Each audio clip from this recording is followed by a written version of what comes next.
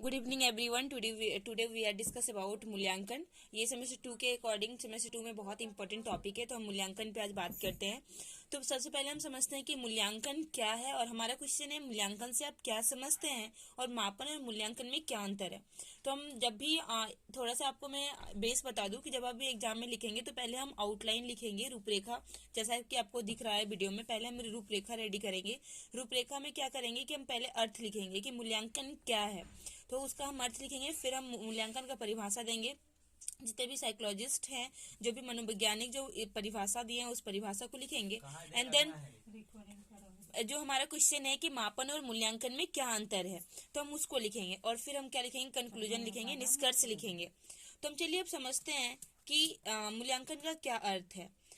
तो जैसा कि आप देख रहे हैं, मूल्यांकन अंग्रेजी शब्द इवेल्युएशन का हिंदी रूपांतरण है। मूल्यांकन दो शब्दों के मिलने से बना है, मूल्य और अंकन। देखिए, कहने का मतलब यह है कि मूल्यांकन का जो अंग्रेजी शब्द है इवेल्युएशन होता है, और ये दो शब्दों के मिलने से बना है, दैट इज मूल्य और अंकन। मापन जहाँ किसी वस्तु या व्यक्ति के गुणों को अंक प्रदान करता है, वहीं मूल्यांकन उन अंकों का विश्लेषण करता है और उनकी तुलना दूसरों से करके एक सर्वोत्तम वस्तु या व्यक्ति का चयन करता है।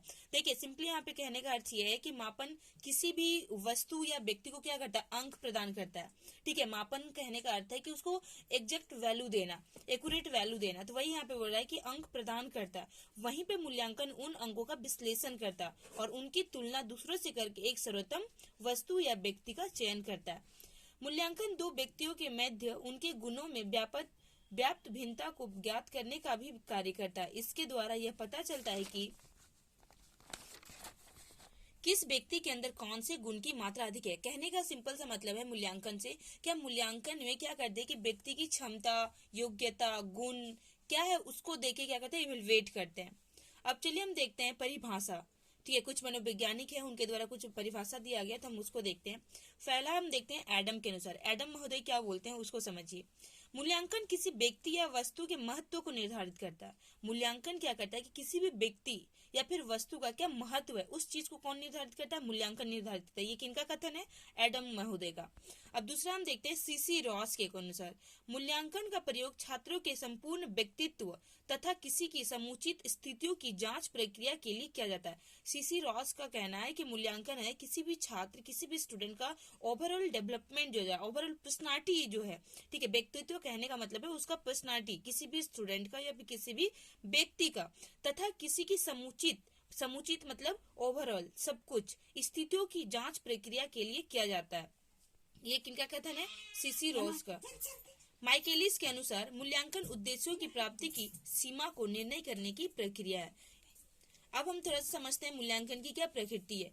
देखिए, क्वेश्चन तो हमारा यहाँ पे प्रकृति नहीं पूछ रहा है, सिर्फ यह पूछ रहा है कि मूल्यांकन से क्या समझते हैं। तो सिंपली आप अर्थ और परिभाषा लिख सकते हैं, लेकिन हमें 14 मार्क्स में लिखना है या फिर 10 मार्क्स में लिखना है, तो क्वेश्चन को आंसर हमें लॉन्ग करना है थोड़ा। तो उसके लिए हम थोड़ा सा उसका क्या करेंगे, नेचर डालेंगे कि मूल्यांकन का क्या प्रकृति है, क्या नेचर है। तो मूल्यांकन क्या होती है, ये सतत चलने वाली प्रक्रिया होती है, ये शिक्षा से संबंध रखता है, छात्रों के परिणामों को मापता है, व्यवहारों में परिवर्तन लाता है और शिक्षा के उद्देश्यों को पूरा करता है। तो हम यहाँ पे और प्रकृति डाल सकते थे, लेकिन मुझे उतना नहीं डालना था, थोड़ा सा हमको लॉन्ग करना था क्वेश्चन, तो इसीलिए हम 5 पॉइंट डाल दिया। आप चाहे तो आप 10 पॉइंट भी लिख सकते हैं, ये आप पे निर्भर करता है। चलिए, तो क्वेश्चन अब पूछा है कि अंतर, मापन और मूल्यांकन में क्या अंतर है। तो हम अंतर समझते हैं, मापन और दूसरा हम लिखेंगे मूल्यांकन। अब आप यहाँ पे जो साइड में आप लिखे हैं क्षेत्र, अर्थ, उद्देश्य, शिक्षण प्रणाली, आप ये लिख सकते हैं या फिर आप सिर्फ ये भी लिखेंगे तो आपका काम चल जाएगा। तो हम देखते हैं क्षेत्र के अनुसार। क्षेत्र में क्या है कि मापन का क्षेत्र मूल्यांकन से छोटा होता है और मूल्यांकन का क्षेत्र मापन से बड़ा होता है। व्यापक यहाँ पे कहने का अर्थ है बड़ा, वाइड। ठीक है, अर्थ। अब हम मापन का अर्थ समझते हैं, अर्थ के अनुसार दोनों में क्या अंतर है उसको समझते हैं। शिक्षकों के द्वारा विद्यार्थियों को अंकों में मापा जाता है। जैसा कि हम आपको पहले बता चुके हैं कि मापन क्या होता है, किसी भी वस्तु को या फिर किसी भी व्यक्ति को हम क्या करते हैं, एक्यूरेट वैल्यू देते हैं, एग्जैक्ट वैल्यू देते हैं। ठीक है, तो वही यहाँ पे कह रहा है कि यहाँ पे क्या करते हैं, अंक प्रदान करता है किसी भी छात्रों के, किसी भी वस्तु को कौन अंक प्रदान करता है, मापन। लेकिन मूल्यांकन क्या करता है, शिक्षकों द्वारा विद्यार्थियों के संपूर्ण व्यक्तित्व को मापा जाता है। ठीक है, यहाँ पे ओवरऑल क्या होता है, इवैल्यूएशन होता है। अब हम उद्देश्य देखते हैं कि मापन का क्या उद्देश्य है। मापन का उद्देश्य है किसी कार्य, शिक्षण विधि या शिक्षण योजनाओं की विशेषता को मापता है। और यहाँ पे क्या कहता है कि इसके अंदर पाठ्यक्रम, व्यवहार, आचरण को मापता है, मतलब उसके अंदर ये आता है। अब शिक्षण प्रणाली, ये मुख्यतः व्यक्तित्व के विभिन्न पहलुओं को मापता है। ये छात्रों की उपलब्धि के अंकों या ग्रेड में दर्शाता है।